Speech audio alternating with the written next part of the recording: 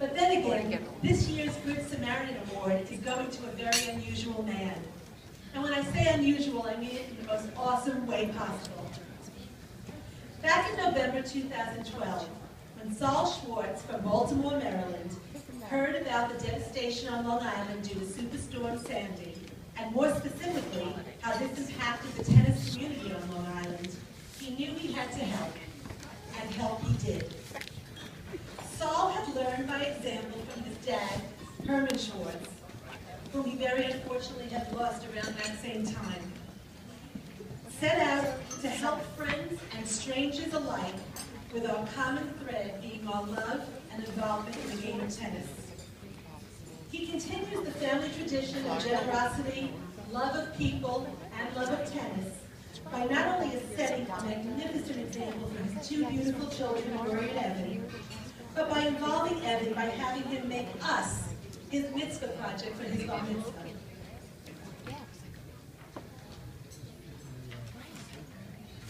Saul reached out to many in the tennis manufacturing industry and reached out to the national and global tennis community as a whole in order to help those of us here on Long Island.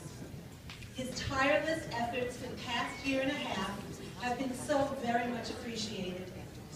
A few examples of what Saul's efforts have done are mini tennis sets going to some schools where students had been hardest hit by the storm, wish lists granted to some of the local clubs devastated by Sandy, and a few dozen local pros who are out of work due to the storm will shortly be receiving a small grant.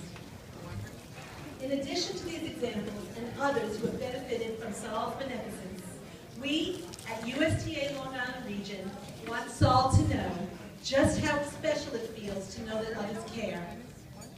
Saul has traveled here tonight along with his lovely wife Eileen, his mother Judy, and his brother Stephen. Please join us in congratulating and thanking Saul, as I have the distinct honor of presenting to him the USTA Long Island Region 2013 Good Samaritan Award.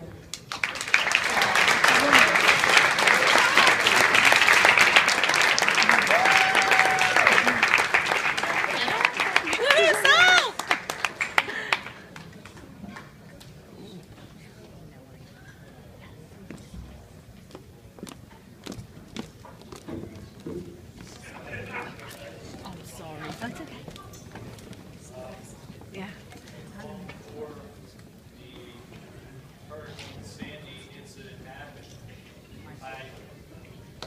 let's just start saying with this, and the kids will appreciate this, because without Facebook, I wouldn't be here.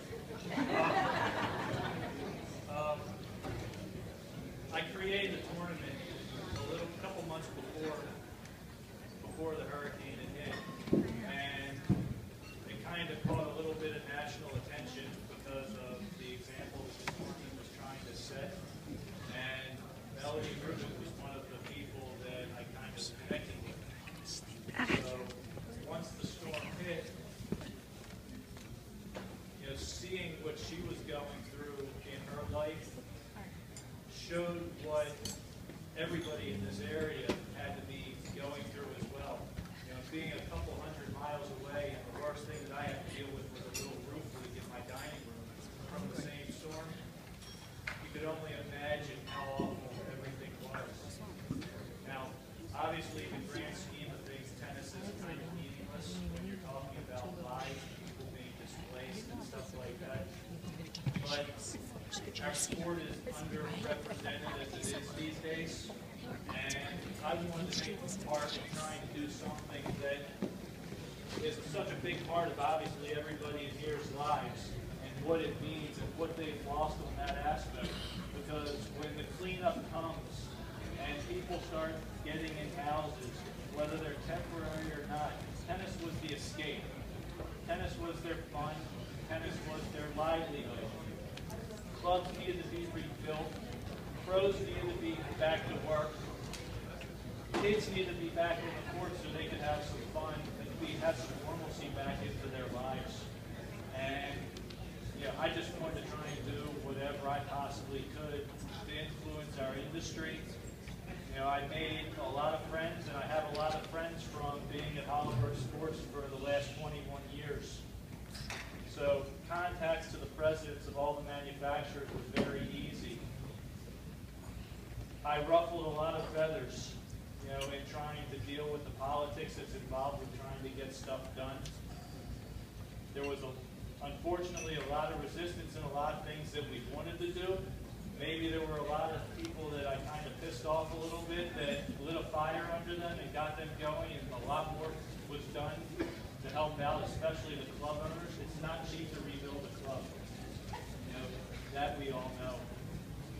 And just coming up here and watching the awards and being from a community that many years ago was exactly like this, this is representative of what the sport of tennis needs now. The sport is in dire straits. We need strong communities. We need parents that support their kids, whether they just want to play in a clinic once a week, or if their goal is to play in college tennis, or if they dream of being a pro. We need everybody at every single level of this game to be supported. The stereotypes of our sport need to be taken down. We need to draw people back into the game. We need people nationwide knowing, using the example of what Long Island has to say. I'm from Baltimore. Our community is nothing like this anymore. It needs the inspiration to be able to become that. There's far more communities like Baltimore now than there are like Long Island. Everybody can have an impact if, like me, you reach outside the box and realize your community doesn't stop at your front door. The tennis community is nationwide. If we're going to grow our sport back to the level where it belongs, we need to do it together. That's parents supporting each other's kids. Keep an open door. My parents, my dad, my mom, every single person that I ever encountered in the tennis world was welcomed into our house. We were kept together. We weren't separated. Pros worked together. They did clinics together. They competed together. We supported every event that happened locally. We have to get out. We have to support college tennis. College tennis is the one realistic goal that every single person that ever picked up a tennis racket for the first time will be able to accomplish. College tennis is under attack. We need to be behind it. Go out and watch these matches. Get your kids out there. A college player to a 10-year-old kid looks like Nadal. And they can be courtside, and they will be talked to, help support these programs, keep everything growing. And there's not much more that can be said. You guys set such a great example for what U.S. tennis needs to be. And it's hard for a guy from Baltimore who luckily wasn't alive when the Jets beat my Colts and when the Mets beat my Orioles.